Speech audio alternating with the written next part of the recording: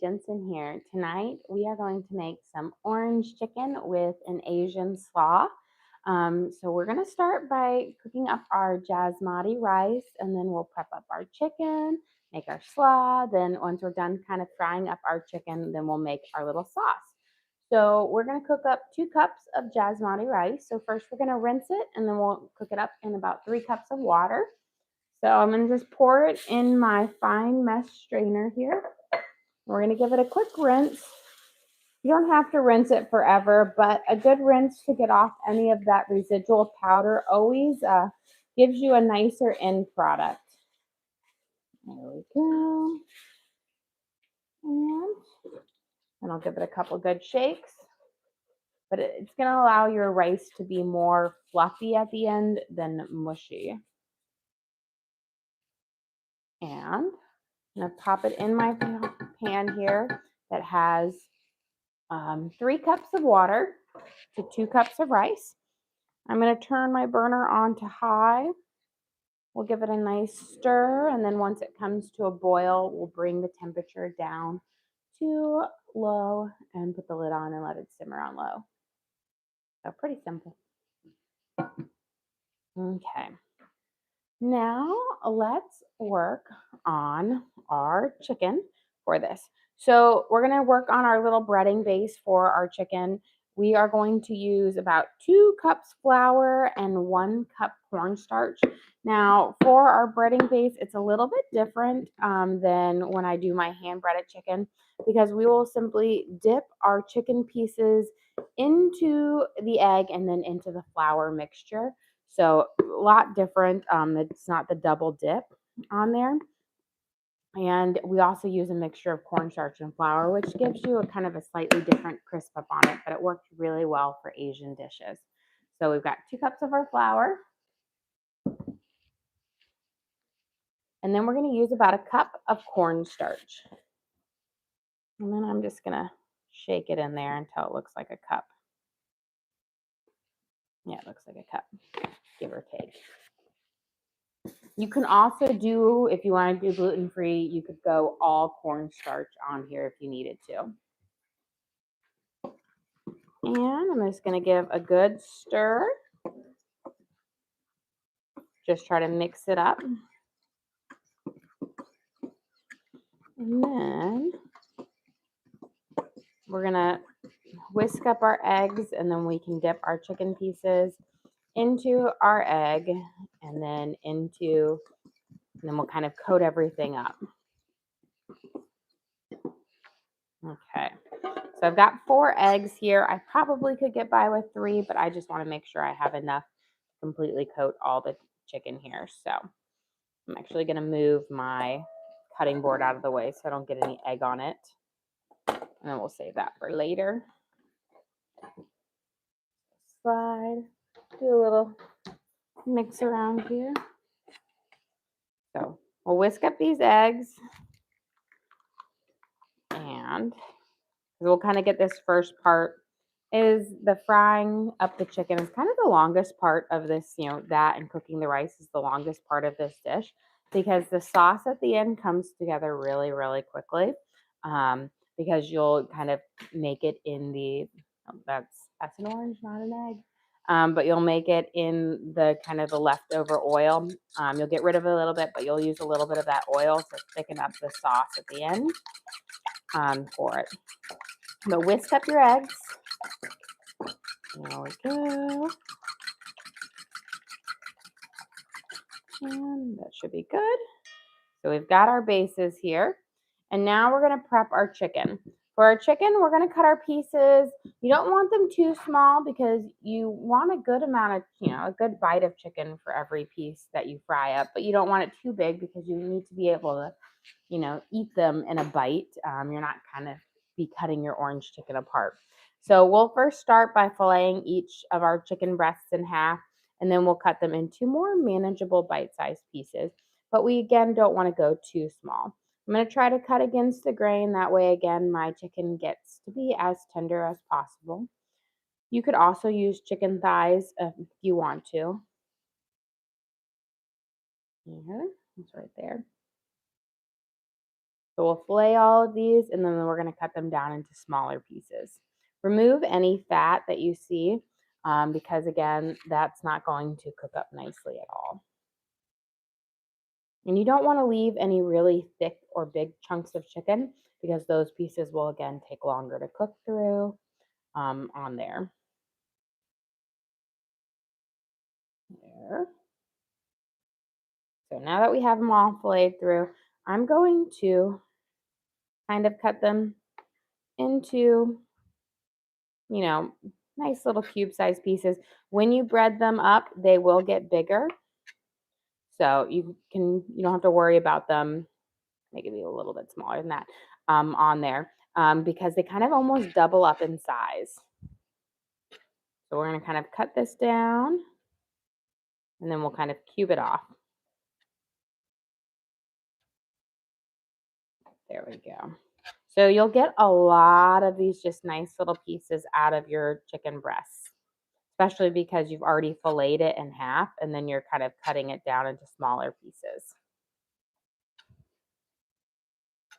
And the nice thing about doing a simpler dredge on this with just going into the egg and then into the cornstarch mixture is it's a lot less work than the hand breaded dredging that I do with a lot of my other dishes.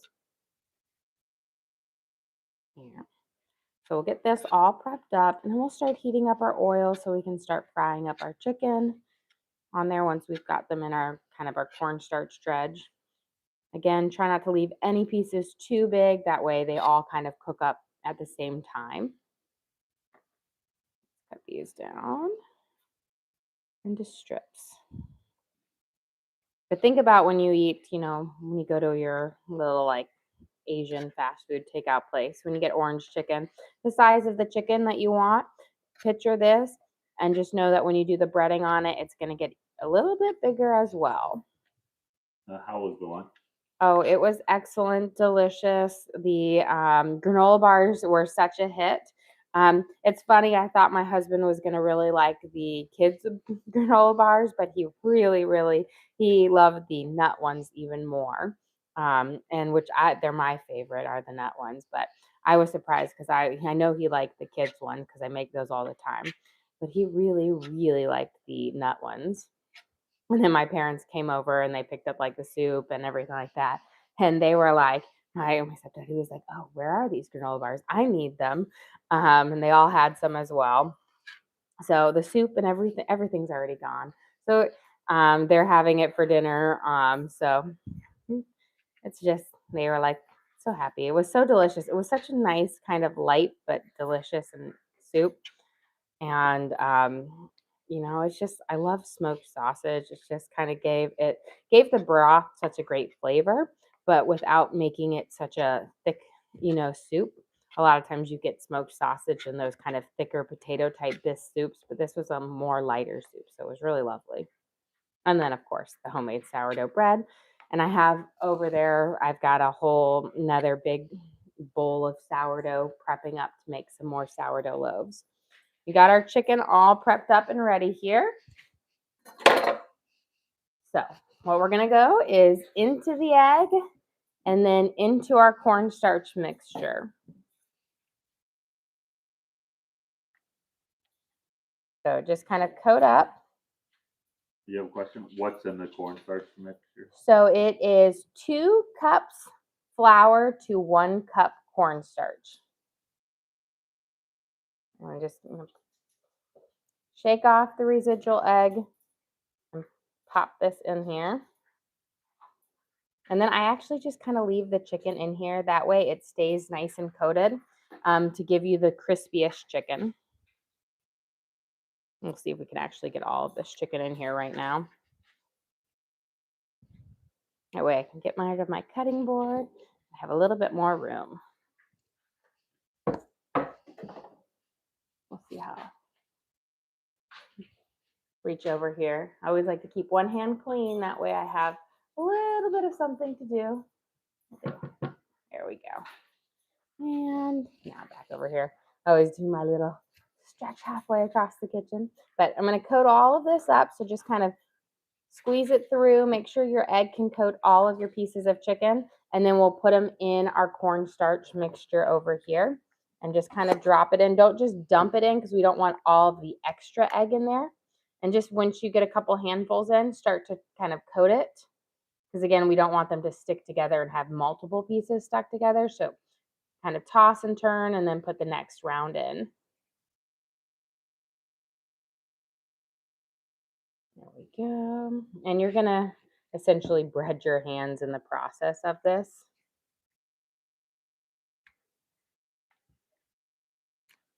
There we go. But I find it just easier to keep it in this bowl with the cornstarch. That way you keep it nice and crispy. Because a lot of times when you lay it out, it will kind of, the extra moisture will soak up and then it just doesn't fry up quite as nicely. Okay. Get the last of this chicken in here. We'll coat it up. And then we can start frying this up. Work on our slaw and get things going. So nice little toss here. So just make sure you go mix it around. Try to make sure you break up because again, you don't want any chunks. You want each piece of chicken to be as coated individually as possible.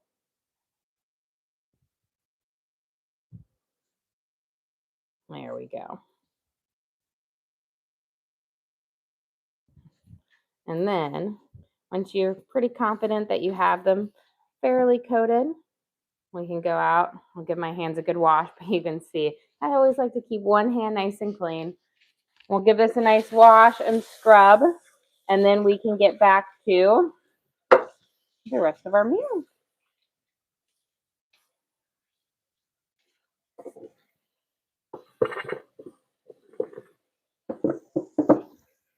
Okay. And then we'll get our oil heating up, and we're going to cook this over kind of we'll heat our oil up on high, but then we'll turn it down to kind of a medium heat. Now, because we have the cornstarch in our base of our mixture here, our fry is not going to get to be a super dark color. It will get to a very pale golden color, and we don't have any other spices to make it even more golden. So it won't be a deep kind of fry like I do when I fry up my chicken or my fish. This will be a paler color on it. But we're going to put in enough oil to kind of cover the bottom of my pan. That way we can drop these pieces in and then flip them over. And then at the end, we'll remove part of this oil and we'll make the sauce and a little bit of the residual drippings. So I'm going to start heating it up nice and high. I'm just going to give a smidge more because I know I'm going to have to do this in a couple batches. And then once it's nice and hot, we'll drop those in. Let's give our rice a nice little stir. Once it's at a complete, we're getting close to the boil, we can put our lid on, but it always takes a hot minute till we get there. But while we're waiting, we can slide this over here and get my cutting board. And we can start kind of prepping up some of our other ingredients for our marinade and for our slaw.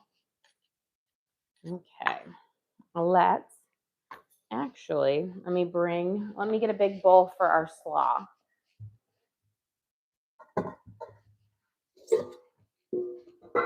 We will cut up our cabbage.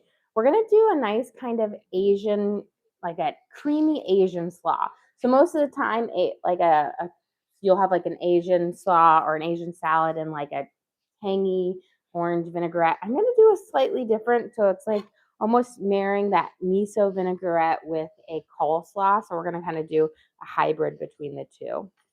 So I've got some purple cabbage. So I'm going to cut off a nice good chunk of this. And then we'll slice it up nice and thin on here. And that way we can put it in our there. You'll be surprised. A little bit of cabbage can go a long way when making slaw. So you don't need as much as you think.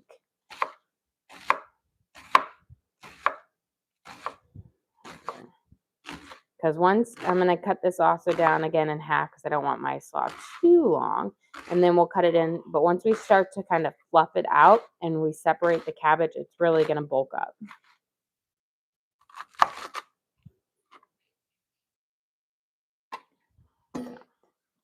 Get it in here.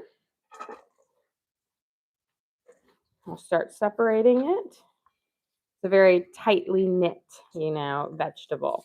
So once you start to spread it out, it really does kind of spread out a lot more. There we go.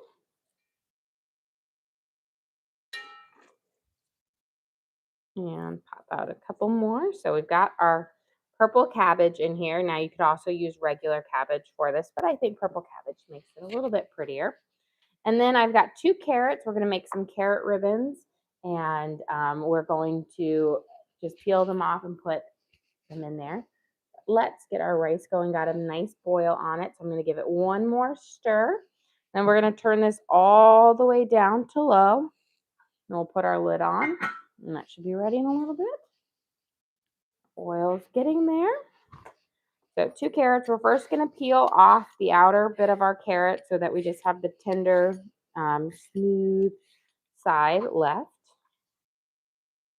And then I'm going to just make some nice carrot ribbons, and then we'll chop them up and add them in there.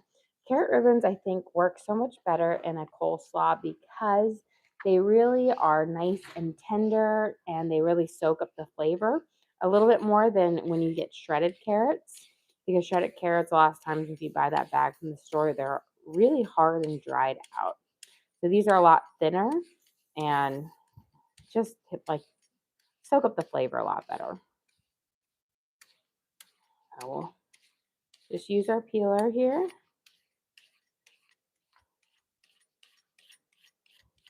And you can see you get quite a few. This is just 1 carrot, and you've already got quite a few out of it. And we'll give them a couple of chops so they're not quite as long on here. But a little bit of carrots go a long way. And then we'll start frying up our chicken. And we'll make our sauce. And then I'll finish up our coleslaw, and I'll be about ready for dinner. And the nice thing is, when you fry up the smaller bits of chicken, they cook up a lot faster than the big chicken. Your request, what brand is that peeler? This peeler is a Copco. I have had this peeler for longer than I've been married to my husband. So I honestly don't know where I've got this from, but I have had it since college. And I've searched for it. You can't find it anywhere. But OXO, which I have in my Amazon storefront, makes one that is essentially just like it on it. And I love it because I feel like with peelers, you have a love-hate relationship with them, and there are different types, and some people swear by certain types, and this is like the only type that I can use. Whenever I'm at my mom's house and I have to use her peeler, I feel like I'm like going into the battlefield and I'm gonna lose a finger because she's got some weird peelers, and she bought me some really fancy peelers from Germany.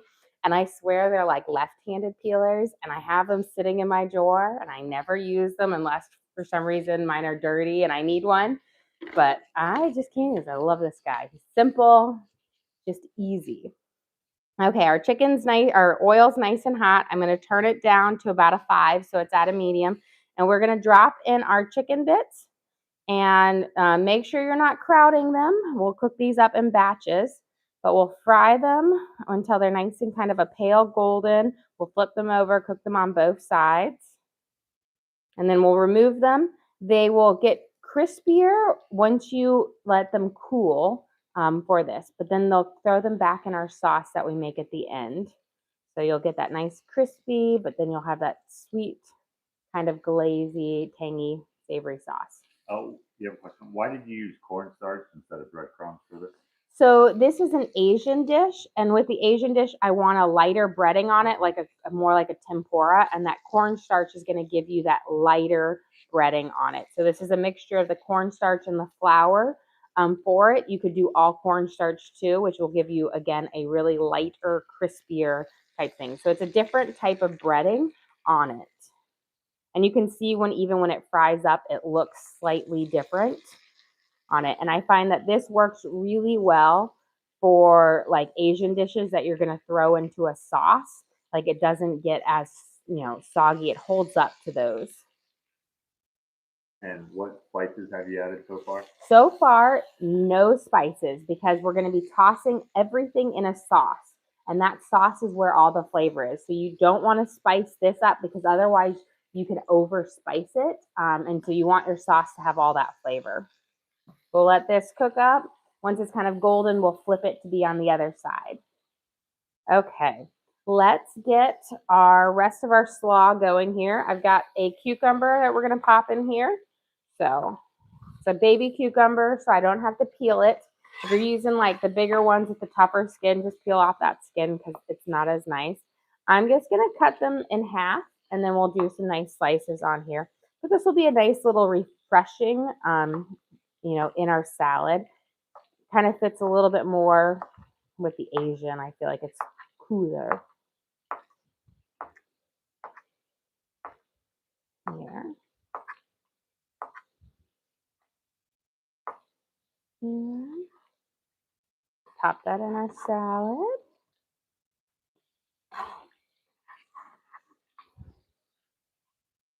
And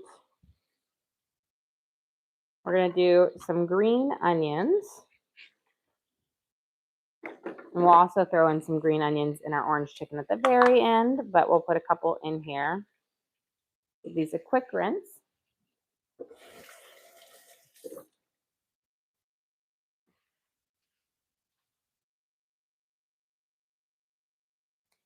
I'm just going to snip them into our salad. Now I'm going to do a couple kind of long so that you have nice longer strips of green onions in there. And now we can, we'll make our, and almonds. We're going to put some almonds in here. And then we can make our lovely dressing for this. So I have some slivered almonds that will go nicely with this.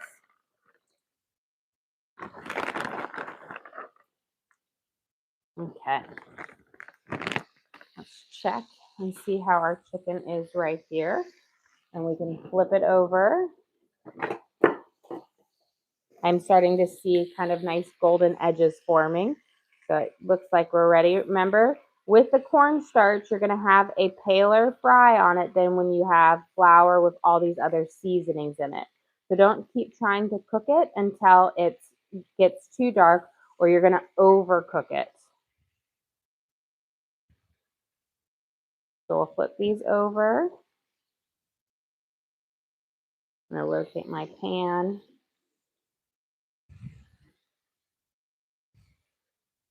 And then we'll start getting these. And then I'll get a little bit of a paper towel to flip these on and let them kind of soak up that extra oil. And that way they stay nice and crispy until we're ready to throw them into our sauce at the end.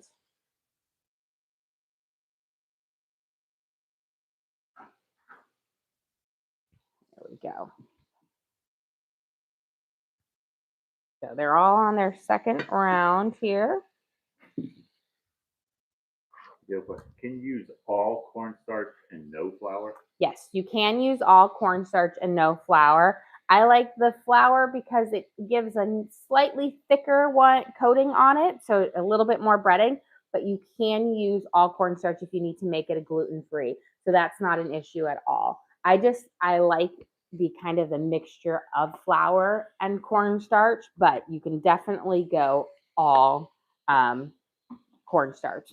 And also like flour is much easier. Most people have more flour laying around their house than they do cornstarch. So it's one of those things where it's like, yeah, you're more likely to have a lot more corn or flour than you are cornstarch. So using a cup of cornstarch versus 3 cups of cornstarch. Okay, we're gonna make our dressing here. For those that don't like mayo, is there a good substitute? You can honestly just keep it out. So I'm making it into a slaw to be a little bit creamier, but you could omit it and just add a little bit more olive oil and a little bit more sesame oil. So I'm doing it because I want kind of a creamier, a mix between a coleslaw and a ginger vinaigrette on there because we have that cabbage, and I feel like the cabbage needs a little bit of a heartier dressing than just a vinaigrette. So it's kind of giving it something that will hold on a little bit better. So we're going to put in about 2 tablespoons of mayo.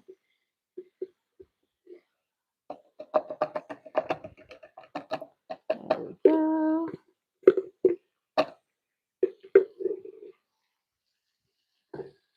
And then we're going to give, for the sweetness, like in a regular coleslaw, you would do sugar. We're going to do honey. We're going to do a nice, about a tablespoon or so of honey.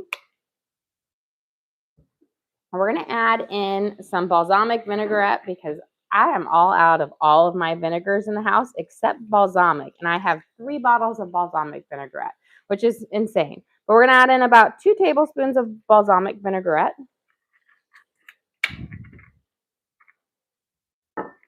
And then there we go. And then we're going to add in a little bit of Japanese barbecue sauce, about a teaspoon of Japanese barbecue sauce. A little bit, you don't need a lot. We're going to add in a squeeze of ginger paste, about a teaspoon. That's going to give us that nice ginger flavor in here. And then we're going to add in some fresh orange zest.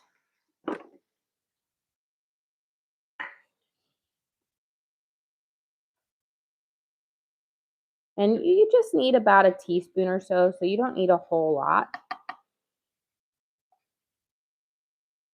And then we're going to give a squeeze of some fresh orange juice in here as well. So just kind of zest around. But before I do that, let me take a peek over at my chicken here.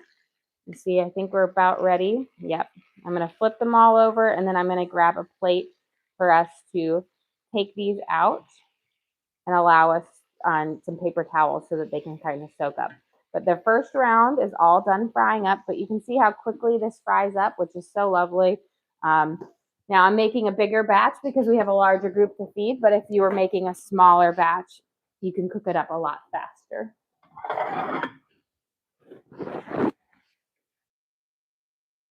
So I've got my paper towel here on my plate. That's to soak up any residual oil that's coming out when I remove these. That way they will remain crispy and they won't sit in their own oil. Let me actually grab a spatula because that wants to just run away from me. And again, they have a slightly paler color to it because the cornstarch kind of fries up a slightly lighter color. And we don't have any additional seasonings in here. When you add in like onion powder or garlic salt, paprika, those all add a coloring to your fry to this. So this is just a plain pale fry. So that's because our sauce is going to add so much flavor to it. There we go. And you don't want to add anything here to it because then what will happen is you will overpower it will be too salty, too overpowering when you go with the sauce on it because you're going to be using soy sauce and everything in there. So that's why I always say, don't season this part up or your end product will be too salty. Because these aren't chicken tenders. Here we go. We'll put our next round in. We've got our nice orange. And these are our nice little chicken bits that we'll be covering in our orange sauce that we're going to be making. So for our orange chicken, we'll plop these guys in. There we go.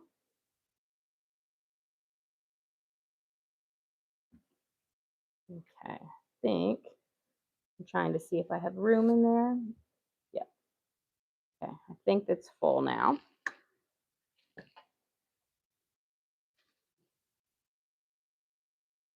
So we've got our orange in there. And then I'm going to put we got our orange zest. We'll put our fresh orange in there. We're going to put in about a teaspoon or half a teaspoon of sesame oil in here. This has a very strong flavor, so don't go too heavy on it. It has a great flavor, but it is nice and strong. So I always say use a little bit. It gives great flavor, but it is a bit strong. We're going to use our juice from half of our orange here. You have a question? At what age did you start cooking? I started cooking at 13. At 13, I started kind of taking over family dinners one night a week, and then it slowly evolved into 2, 3, 4, to where I was cooking pretty much every single night. I really love cooking, and so it was like a win-win. It was the best chore in our house growing up that paid the best, and you got to pick out what was for dinner every night. And when you're from a big family, that's like the win. You always get what you want to eat. So we're going to add in about 2 tablespoons of olive oil. Splash more. And then our vinaigrette should be good. Now, if you wanted to omit the mayo, you would add in a little bit more olive oil. We're going to shake this guy up.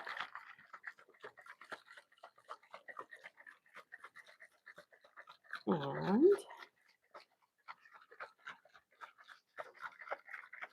let's see. Now I'll give him, before I pour him on, I'll taste just to see if I need to tweak any of the ingredients. Perfect. And then we'll kind of pour it over our slaw and we'll kind of toss it in there just like you would like a coleslaw, so it can marinate into your thing. So let me grab some tongs and we'll toss it. And the nice thing about a cabbage versus lettuce is your cabbage isn't going to wilt when you have this dressing on it. So it will stay, it will soak in those flavors but keep its form. Can you go over what's in the dressing? So yes, we have mayo, sesame oil, olive oil, a little bit of Japanese barbecue sauce, fresh ginger paste, fresh orange juice, orange zest, and honey. And then you shake that up and you have voila, deliciousness. Okay, let's get the rest of our oranges juiced for when we're done to make our sauce, because that will all come together really, really quickly in the end. And grab my little juicer out. I'm gonna get a little bit of orange zest from my oranges, and then we'll juice them all. You need about, since I'm making a big batch, we need about 2 cups of orange juice here for this. So I've got 4.5 oranges, so that should hopefully get us there. You really only need the zest from 1 orange. Naim sent to you. Oh, thank you, Naim. We appreciate that. We're gonna scoop this up and get our zest in here.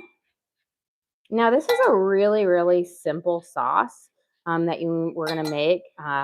The flavors that you're mainly gonna get is from the orange juice, and then a little bit of brown sugar and some soy sauce, Japanese barbecue sauce, garlic, and ginger. So it's a pretty simple flavor, but it is wonderful. I think this is a dish that so many people, I think, are overwhelmed with at home, but they can easily make themselves. I think the whole frying the chicken part is what people are more nervous about, but it's not as daunting as they think on here. We're going to flip our chicken here in just a second. I'm starting to see some little golden edges on it. We'll get that going. Let's see. Maybe a little bit longer. Turn it up just a smidge. Yeah. Okay, we've got 2 of these now. Now I'm going to juice these oranges, and then we'll add in a little bit of extra liquid to it to make it up to 2 cups. Now you can use orange juice from like a bottle if you want to.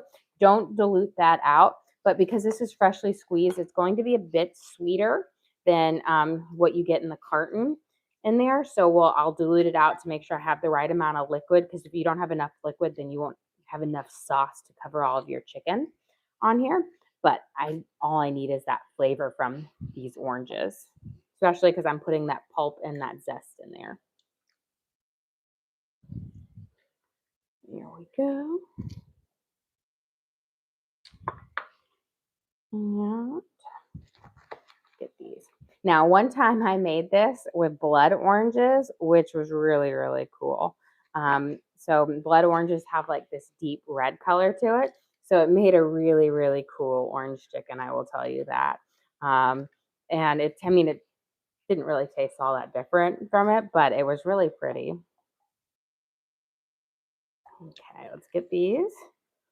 And then we'll add a little bit of water. And then our chicken should be ready to flip.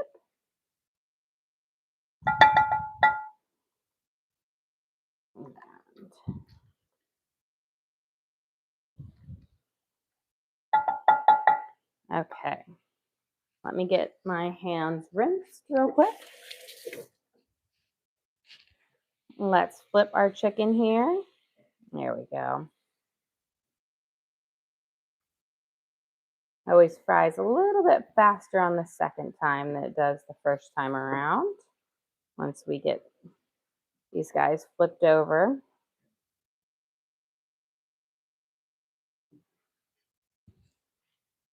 There. Make sure I have all those pieces and turn it up just a smidge.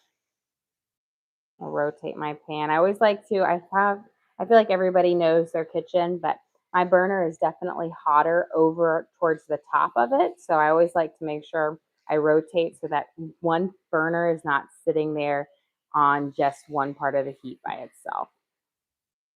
Okay. We'll get that frying up there. I'm going to add in, so here's our juice. I'm going to add in pretty much maybe like a cup of water to make it up to 2 cups.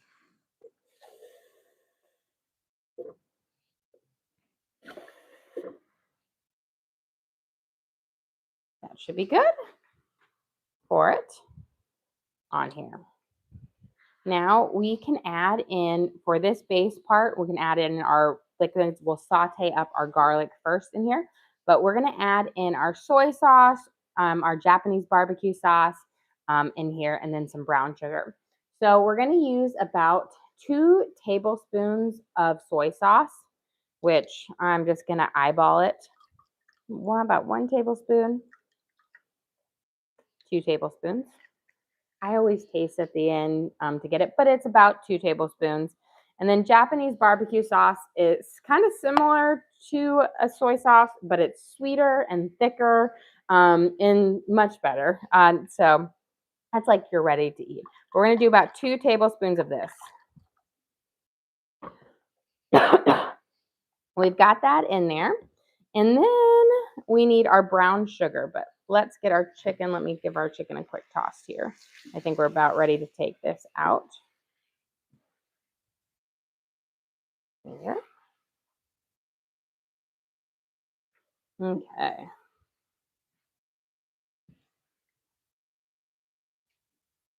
Looking good. Just a minute or 2 on a few of these pieces, and then we can take it out. I want to make sure they all get nice and crispy. Okay. And then we're going to add in our brown sugar. We want about 1/4 a cup of brown sugar. We're going to put it in here. We'll mix it up. Sometimes after I've cooked it, depending on how sweet your oranges are, because you just never know when you're using fresh produce, if you have a sweet orange or more mild, you might need a little more later. Where did you buy your Japanese barbecue stuff? This one I got from Costco because it's the big, huge one, but you can get this at Publix, Kroger, Target. I've seen it pretty much everywhere. It's gotten to be a pretty popular brand. And I do really like this one. They make a million flavors now, but original is my favorite. Okay, let's get these guys off. We'll pop them in here. So this is our round 2. We can drop our last bits of chicken on. We'll get our garlic mincing up, and we will be about ready to make up our sauce.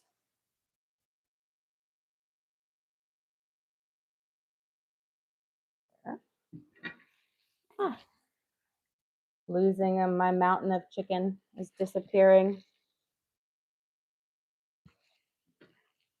Okay. Let's get our last pieces of chicken in here.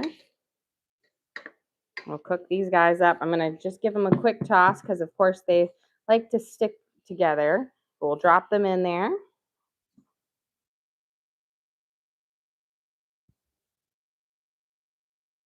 And then I'm actually going to start up my sauce in another pan. That way, when these are done, we can just coat them all together. So they'll be done at right around the same time. I'm going to break those chickens apart.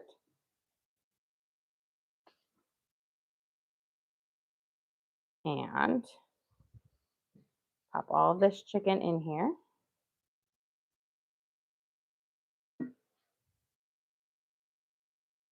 And then I'll mince up my garlic. I'm going to get another little pan out to make our sauce.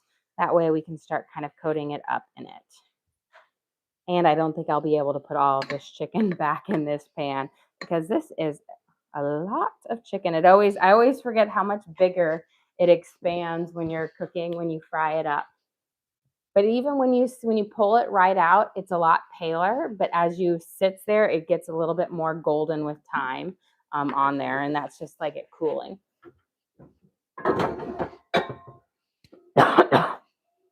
Let's see. Let me grab my big pasta pan here because I feel like I can make my sauce on here and coat it up for it. Okay, so we've got our base here. But first we need to mince up some garlic and get that cooking because we want that garlic to really enhance in there. And then we'll add in our ginger. We want those flavors to heat up in the oil first before we add in our liquid so that it really brings out the flavors instead of having them in our liquid because they won't get a chance to really bring out their flavors. So we want a good amount of garlic. So I've got several cloves here. This will be about maybe 2 tablespoons of fresh garlic when we're all said and done. Couple questions. Can you go over the batter on the chicken and what's in the sauce? Yes. So the batter on the chicken is really, really simple. It is just cornstarch and flour mixed together, and then you dip the chicken in egg and then into our flour and cornstarch mixture, and then you fry it up. And then over there in our sauce, that we juiced up about 4.5 oranges, added in a little bit of water, soy sauce, Japanese barbecue sauce, some brown sugar, and mixed it together. And that's kind of the liquid base for our orange chicken. And then we have, I'm mincing up some garlic right now. And then we're going to saute this garlic up in some olive oil with a little bit of sesame oil to it.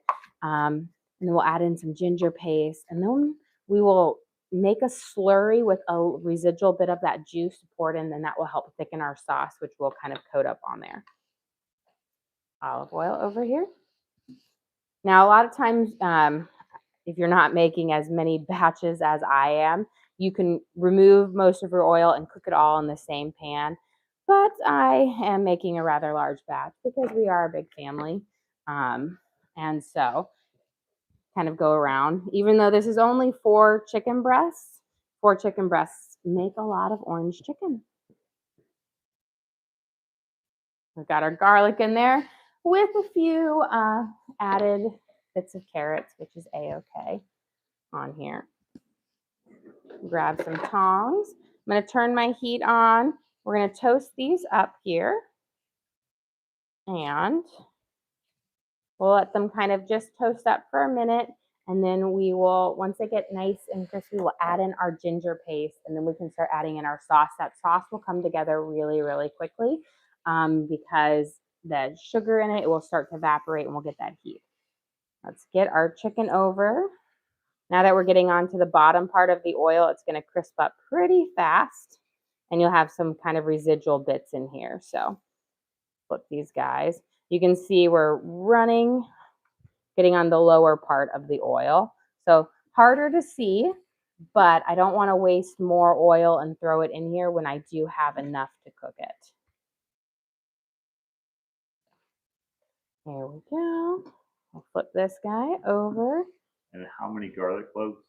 I took kind of like a handful of them. They were various in sizes, but it would probably be about 8 good sized garlic cloves minced up.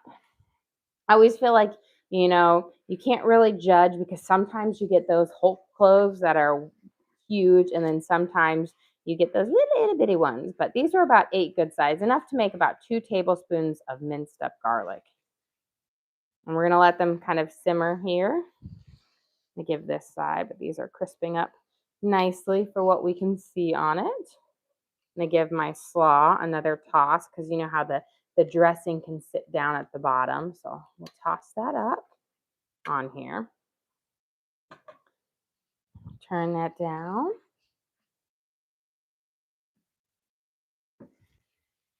Have it on here. Let's check our rice because our rice should be about done. It looks beautiful. We'll flip it. I'm going to turn this off and then we'll just we'll fluff it with a fork here in just a second. Okay, that garlic smells wonderful. Okay. We've got our garlic here. And now we're going to add in our ginger paste. We want about, I want to say like a tablespoon of ginger paste. So right in here. If you don't have ginger paste and you're going to use dried ginger, you're going to use a little bit less, about maybe a teaspoon max, because dried ginger or like ground, ginger is a lot more intense. We're going to toast it up. This is going to allow that flavor to really kind of peek out. We're going to add a little bit of sesame oil here, like a half a teaspoon. Again, it peaks with a lot of flavor in it.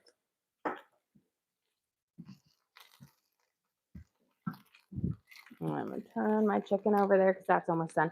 I'm going to start pouring in part of my juice. We'll mix it in.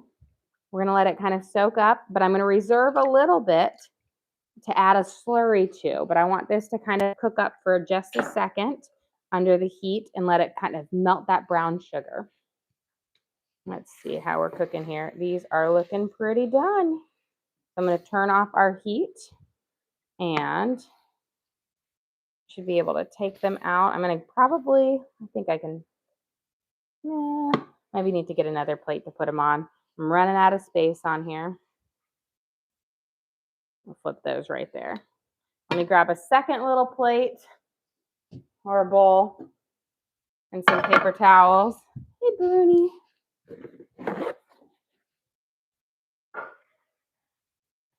And then we'll make our slurry after we get these out. And then we should be able to coat everything and serve up. Okay, here's round 2. And you don't want to just go from the oil here to into the pan. You want them to have a chance to kind of get off a little bit of that oil so that it's not as greasy. Do you have this recipe posted anywhere? I do not have this recipe posted, but I know a lot of people ask me about this one. So maybe I'll make it a recipe card for this month up there, because it is one of our family favorites on there. I typically make this as a lunchtime one. I don't often do it as a dinner, but it is so yummy. And I mainly do it as lunchtime because I don't have to do quite as big of portions at lunch. As you can see, it's a lot more work. There we go. I think we've got all the chicken bits out. We'll let those sit for a second. I have those off. We've got a nice little rumble over here, a nice little boil, which is what we want. I'm going to make a slurry with our cornstarch in our remaining like orange juice here. And this is what we're going to mix in, and that's going to help thicken up our sauce. So I'm going to just start with about a spoonful, like a good tablespoon. We'll mix it in here, and then we'll pour this in here. And then that heat, we should get it should be enough to get us there. Let's mix it all first.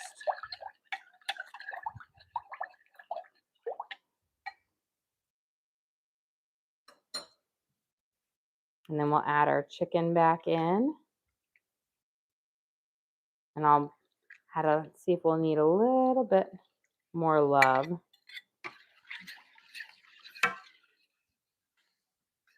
We'll bring this temperature up. I'm going to taste it. And now we're just going to heat it up. I'm going to add a splash of, where's my Japanese barbecue sauce? It's got that nice orange tang. I want a little bit more saltiness to it, so we're going to do a little Japanese barbecue sauce.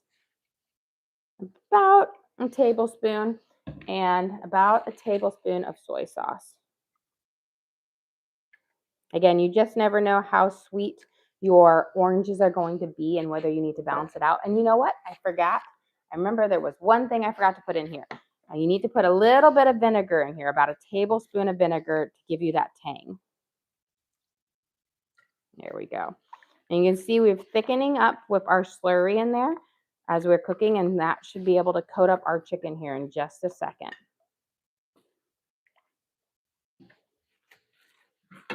Okay, beautiful. Okay, I'm going to turn this down nice and low. You can see we've got this nice kind of sticky sauce. And take a quick taste. Perfect. I knew I was missing something, and it was the tang of that vinegar. Okay, let's add in our chicken. This is our first round of our crispy chicken. We're going to toss it in there, and then I've got my heat. I'm going to turn my heat completely off. We'll add in round 2 of the crispy chicken now that it has a chance to soak up some of that oil. Coat it with all of that sauce. This is why you don't want to add any flavoring to that chicken, because this sauce has so much flavor that if you put too much flavor on the thing, you'll have too salty of a meal. Beautiful. So we've got our orange chicken here. And now we are going to just finish it off with some green onions, and then we'll be ready to serve. So this is, you can also use sesame seeds if you want to. So we'll add in some of our, just the ends of our thing. Adds a nice little pop of color, a little fresh kind of onion flavor to this. So green onions, scallions, those will all just be perfect. Okay, and now let's serve up. Get our rice good. And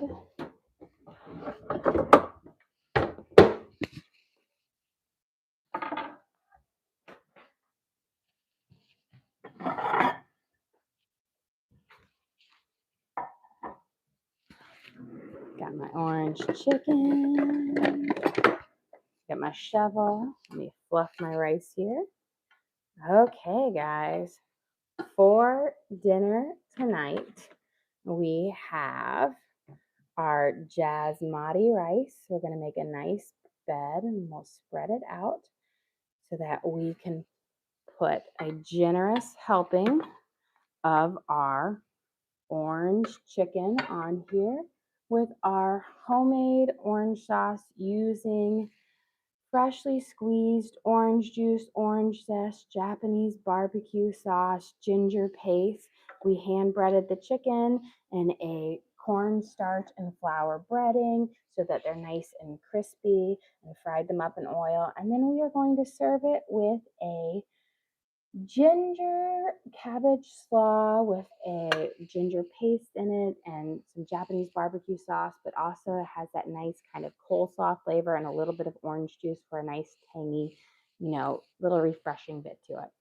Well, guys, thank you so much for joining us here. Don't forget to like and subscribe. I try to do live cooking shows every single day, kind of show you what we're making for our family and hopefully teach you guys something along the way. Again, we do upload all of our videos to the link on our page. So if you ever want to recreate any of these recipes at home, you can just go to our page and search for what we made, our orange chicken and our Asian coleslaw, and you can watch and along with me. We also have a link to our Amazon storefront that has all of our different cooking gear and gadgets. I've got my pans, my cutting boards, all the different things in there for you guys to check out. But again, thank you so much for joining us